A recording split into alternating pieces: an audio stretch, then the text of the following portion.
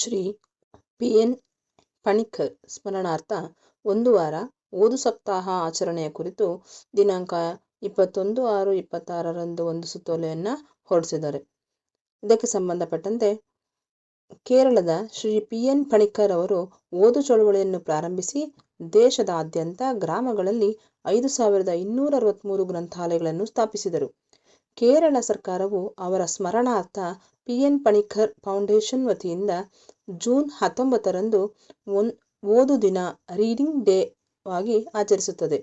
ಶ್ರೀಯುತರ ಪರಂಪರೆಯನ್ನು ಗೌರವಿಸುವ ಉದ್ದೇಶದಿಂದ ಕೇಂದ್ರ ಶಿಕ್ಷಣ ಮಂತ್ರಾಲಯವು ಒಂದು ಮಾಹೆಯ ವಿವಿಧ ಚಟುವಟಿಕೆಗಳನ್ನು ಆಚರಿಸುತ್ತಿದೆ.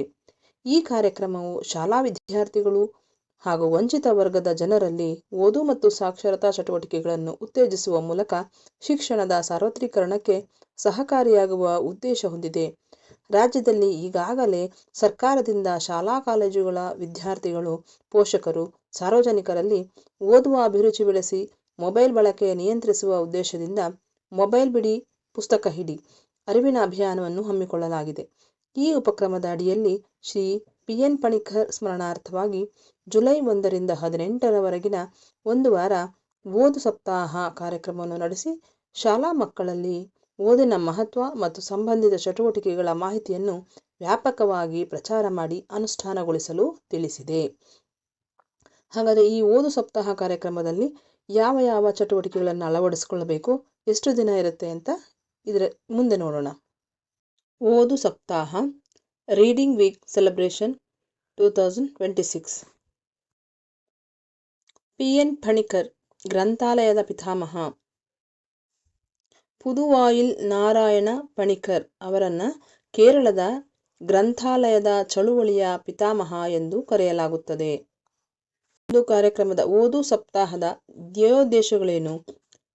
ಓದುವ ಹವ್ಯಾಸ, ವಿದ್ಯಾರ್ಥಿಗಳಲ್ಲಿ ಮತ್ತು ಜನರಲ್ಲಿ ಓದುವ ಆಸಕ್ತಿಯನ್ನು ಬೆಳೆಸೋದು, ಪೋಷಕರು ಮತ್ತು ಸಮುದಾಯವನ್ನು ಶೈಕ್ಷಣಿಕ ಕಾರ್ಯಕ್ರಮಗಳಲ್ಲಿ ತೊಡಗಿಸಿಕೊಳ್ಳುವುದು, ಸಂಪೂರ್ಣ ಸಾಕ್ಷರತೆ, ದೇಶದ ಪ್ರತಿಯೊಬ್ಬ ನಾಗರಿಕನನ್ನು ಸಾಕ್ಷರನನ್ನಾಗಿ ಮಾಡುವ ಗುರಿ ಹೊಂದಿದೆ. ಮೊಬೈಲ್ ಬಿಡಿ ಪುಸ್ತಕ ಹಿಡಿ ಈ ಅಭಿಯಾನದ ಉಪಕ್ರಮದಲ್ಲಿ ಈ ಓದು ಸಪ್ತಾಹವನ್ನು ಕೈಗೊಳ್ಳಲಾಗ್ತಿದೆ. ಈ ಕಾರ್ಯಕ್ರಮದ ಅವಧಿ ಜುಲೈ 1ರಿಂದ 18ರವರೆಗೆ ಕರ್ನಾಟಕದ ಎಲ್ಲ ಸರ್ಕಾರಿ ಶಾಲೆಗಳಲ್ಲಿ ಒಂದು ವಾರ ಕಾಲ ಓದು ಸಪ್ತಾಹ ಕಾರ್ಯಕ್ರಮವನ್ನು ಆಚರಿಸಲಾಗುತ್ತದೆ.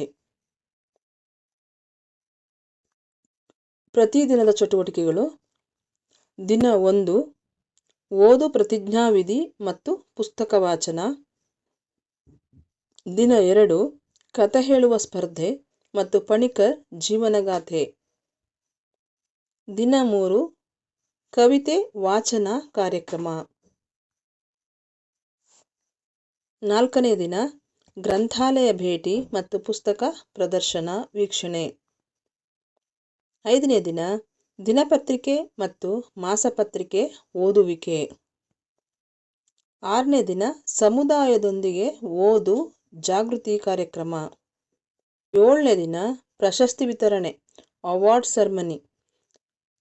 ಉತ್ತಮ ಓದುಗರಿಗೆ ಪ್ರಶಸ್ತಿ ವಿತರಣೆ ಮತ್ತು ಪ್ರೋತ್ಸಾಹದಾಯಕ ಕಾರ್ಯಕ್ರಮ. Best reader recognition, distribution of books as prizes, final reflection session. ಈ ಎಲ್ಲ ಚಟುವಟಿಕೆಗಳನ್ನು ಶಾಲೆಯಲ್ಲಿ ಅನುಷ್ಠಾನಗೊಳಿಸಿದಾಗ ಮೊಬೈಲ್ ಬಿಡಿ ಪುಸ್ತಕ ಹಿಡಿ ಎಂಬ ಅಭಿಯಾನವೂ ಕೂಡ ಯಶಸ್ವಿಯಾಗಲು ಸಾಧ್ಯವಾಗುತ್ತದೆ.